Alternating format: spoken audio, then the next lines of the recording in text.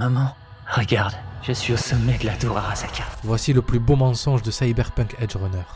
Ce moment qui semble représenter la promesse que David s'est faite d'atteindre le sommet de la tour Arasaka après la mort de sa mère n'était qu'une illusion. David est tombé dans le piège, et vous aussi, car la série a été spécialement construite pour être regardée 2 fois. Mais si personne ne s'en est rendu compte, c'est parce que vous avez raté un dernier détail qui était caché à la toute fin de la série, alors qu'il suffisait simplement d'écouter. Vous avez été manipulé et vous avez vu exactement ce que la série a voulu que vous voyiez. Tout le monde pense que David est un héros tragique, alors que c'est tout l'inverse. Cette destinée inévitable qui nous avait été révélée dès les premières minutes de l'animé et qui semblait nous indiquer que David était déjà condamné, n'était en réalité que la face cachée de ce que la série a voulu raconter. En prenant du recul et en prêtant attention à certains moments de l'animé, je me suis rendu compte que ses actions et son comportement étaient étrangement suspects. Et au fur et à mesure de mes recherches, j'ai fini par découvrir ses véritables intentions. Et vous allez voir que ça va bien au-delà de la simple tragédie. Cette scène est en réalité beaucoup plus triste que ce que vous pensiez. Dans cette vidéo, on va voir pourquoi cette fin cache en réalité un des secrets les plus terrifiants de Night City. Bienvenue dans la ville où la mort est le seul moyen d'être libre. Merde! Le premier événement important qui va définir le parcours de David, c'est quand sa mère meurt. Elle qui avait tout sacrifié pour lui offrir une éducation, elle finit par perdre la vie lorsqu'il se retrouve pris au beau milieu d'une fusillade. Et ce qui est intéressant à noter, c'est que la série évite le cliché habituel, où on découvre que plus tard, c'était pas une coïncidence. Car la série a voulu nous montrer que dans cette ville, on peut mourir et tout perdre du jour au lendemain. Et tous ceux qui y vivent le savent. C'est d'ailleurs pour ça que David ne cherche jamais à se venger. Ce qu'il va faire néanmoins, c'est essayer de donner un sens à cette perte. Sauf que sans le savoir, c'est justement ça qui va le mener tout droit vers une mort prématurée. Quand il se rend compte qu'il peut utiliser le sang dévastant sans que cela ne lui pose trop de problèmes, il pense être spécial. Et c'est cette confiance exagérée qui va le pousser à aller toujours plus loin. Et si on prend du recul, on se rend compte que c'est paradoxalement la dernière chose que sa mère lui a laissée, entre guillemets, son héritage, qui va ironiquement le condamner. Et retenez bien ce détail, car il va avoir son importance pour la suite de la vidéo. L'autre événement charnière, c'est la mort de May. Alors que ce dernier sombre dans la cyberpsychose, David est directement témoin de ce qu'une grande quantité d'implants peut faire à l'esprit humain. Mais malgré tout, il va quand même décider de suivre ses pas. Vous ne trouvez pas ça étrange? La façon dont May est mort est pourtant claire sur ce qu'implique le chromage extrême. Alors pourquoi David a quand même voulu poursuivre le même chemin, jusqu'à potentiellement devenir un risque pour les gens qu'il considère comme sa famille? La plupart diront qu'en récupérant les bras robotiques de May, David récupère et endosse symboliquement son rôle de leader. Et c'est vrai. Mais le problème, c'est que dès le début, la série nous présente David comme quelqu'un de brillant, d'intelligent et de lucide. Il s'appelle David Martinez. Je ne connais personne d'aussi intelligent que toi. L'un des meilleurs élèves de l'académie dont il a récemment corrompu les données et le matériel informatique avec une mise à jour pirate. Or ici, il n'y a rien de rationnel dans sa décision. Et pour rappel, à ce moment de l'histoire, il n'a qu'un seul implant. Donc il est loin d'avoir l'esprit influencé par un début de cyberpsychose. Alors qu'est-ce que la série cherche réellement à nous dire? Eh bien je pense que l'élément qui va nous permettre de comprendre cette décision se trouve ici, le deuxième choc psychologique. À ce moment-là, David vient de perdre, encore une fois, une figure essentielle dans sa vie. Et ce choc lui fait réaliser qu'il ne reste plus qu'une seule solution, aller le plus loin possible, pour que la dernière personne à qui il tient puisse s'échapper de cette ville, et accomplir son rêve avant de finir elle aussi par mourir. Voilà pourquoi à la fin il meurt avec le sourire, car il est heureux d'avoir réussi à accomplir le rêve de Lucy. Et il prouve aussi par la même occasion que dans Night City, on devient une légende qu'en mourant. Enfin, c'est ce que la série a voulu nous faire croire. Parce que laissez-moi vous dire qu'après mon deuxième visionnage, j'ai réalisé qu'on s'était tous trompés. Surtout ceux qui, comme moi, ont fait le jeu. Tu t'es jamais demandé pourquoi les deux œuvres commencent par une mort importante? Tout le monde compare le parcours de David avec celui de V, alors qu'ils sont l'opposé total. Tandis que V cherche le succès depuis le début, il finit par l'obtenir en voulant simplement échapper à la mort. Alors que David, lui, devient une légende en cherchant justement la mort. Et c'est là que ça devient fascinant. La perte de sa mère ne l'a en aucun cas motivé pour atteindre le sommet de la tour Arasaka, et je vais vous le prouver assez facilement. D'ailleurs, ce n'est que la première révélation de cette vidéo, alors restez bien jusqu'à la fin, je vous garantis que vous n'allez pas être déçus.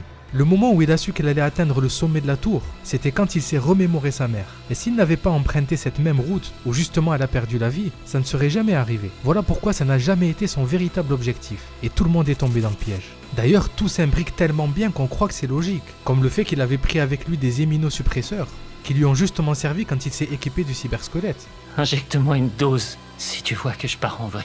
D'accord. Alors que même ça, à la base, ce n'était pas prévu. Avant de découvrir le cybersquelette, il n'avait aucune idée qu'il allait avoir besoin d'autant de calmants pour ne pas vriller. Et pourtant, il l'avait anticipé. Pourquoi, à votre avis? Assume tes choix. Eh bien c'est simple, parce qu'il avait l'intention, peu importe la mission, d'aller jusqu'au bout des limites de son corps, pour choisir comment mourir. Car c'était sa seule façon d'être libre. Je suis au sommet de la tour Arasaka. Ça y est, C'est la dernière. On y est, Doc. Quand t'auras dépassé la limite, que tu seras passé de l'autre côté, ce sera la fin pour toi, tu pourras pas en revenir. T'as beau être spécial, ça suffira pas. T'as raison, Doc. Mais d'un autre côté, c'est le seul endroit où aller. Quand on a tout perdu. Ce montage final avait pour but de détourner notre attention, et on est tous tombés dans le piège. Alors que pourtant c'est simple à comprendre. Mais cette illusion a été parfaitement exécutée, à l'image de l'illusion que donne cette ville à tous ceux qui veulent atteindre le sommet, et qui pensent y arriver pour au final se rendre compte que les corpos contrôlent leur vie, ce qu'ils mangent, ce qu'ils boivent, ce qu'ils s'injectent et ce qu'ils regardent. Tout comme les créateurs de la série ont contrôlé ce que vous regardez pour vous cacher la vérité. Pourquoi selon vous, comme par hasard, le seul à ne pas être mort lors de ce bain de sang était un sous-fifre d'Arasaka? Le message a toujours été clair, que ce soit dans le jeu ou dans la série. La seule façon de battre le système, c'est d'être libre de choisir comment mourir. David l'a compris, et V aussi, peu importe la fin du jeu, sauf justement celle où il survit. Voilà pourquoi c'est la plus terrifiante. Mais je n'en dirai pas plus, car j'en ai déjà parlé dans cette vidéo. Alors n'hésite pas à la checker si c'est pas déjà fait. D'ailleurs, est-ce que t'avais capté que je t'avais déjà révélé ce twist au début de la vidéo? Dis-le moi en commentaire. Bon, au final, si David est mort avec le sourire, c'est avant tout parce qu'il a au moins réussi à libérer Lucy de l'emprise des corpos, en lui permettant d'aller sur la Lune. Le seul autre endroit qui permet d'être libre. Mais à quel prix? Bordel, c'est tellement flippant et fascinant à la fois. Quel univers incroyable. Bon, c'est le moment de vous révéler le véritable secret que vous avez raté à la fin de la série. Et surtout pourquoi il fallait la regarder 2 fois. Elle était encore stable ce matin, puis ses constantes se sont mises à chuter, sans raison apparente. Mais vous aviez dit que l'opération s'était bien passée. Oui, c'était le cas, mais avec la formule basique, on fait ce qu'on peut. Et vu son état, c'est déjà bien qu'elle ait tenu si longtemps. Elle avait l'air au bout du rouleau. Les 2 œuvres commencent par une perte importante pour le personnage qui va définir tout son chemin. Et c'est un exemple typique du genre de narration qui est souvent utilisé pour construire des anti-héros ou des destins tragiques. Sauf qu'avec David, il y a un dernier paramètre qui entre en jeu et qui rend tout son parcours très différent des autres, la culpabilité. Là où V choisit de se battre pour vivre, car il se doit de tout faire pour que la mort de Jackie ne soit pas inutile, David lui a choisi l'autodestruction. Alors que la série a voulu nous faire croire que leur parcours était similaire, car ce sont tous les deux des edge runners, en réalité c'est tout l'inverse. A votre avis, pourquoi quelqu'un d'aussi intelligent risquerait sa vie aussi bêtement? Eh bien c'est par pure culpabilité, car il a laissé tomber sa mère. Et je l'ai compris quand cette musique s'est lancée à la fin du dernier épisode.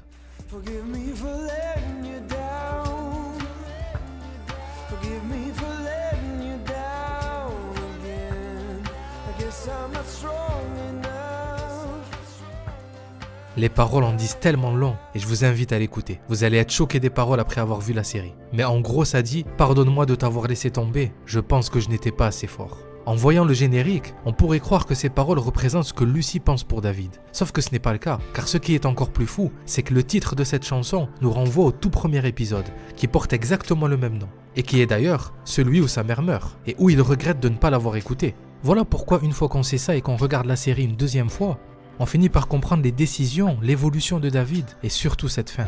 Maman, regarde, je suis au sommet de la tour Arasaka. Cette dernière phrase qu'on a tous interprétée comme étant un hommage à sa mère était en fait purement sarcastique. Et quand on s'en rend compte, elle devient encore plus triste. Vous savez, selon moi, le véritable message de l'œuvre est que l'on a tous loupé parce que quelque part on a tendance à prendre les choses pour acquises. Tu vas prendre la mise à jour officielle, d'accord? C'est cette ingratitude dont a fait preuve David envers sa mère.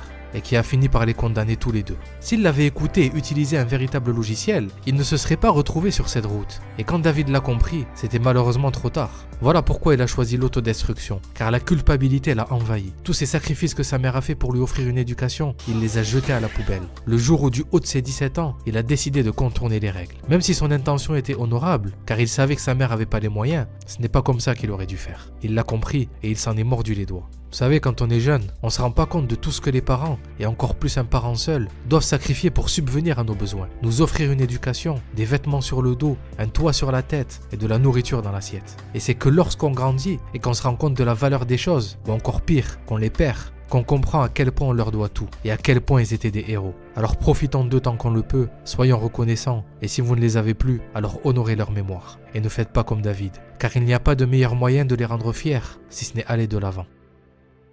Absolument tout ce que je le fais pour toi, Di.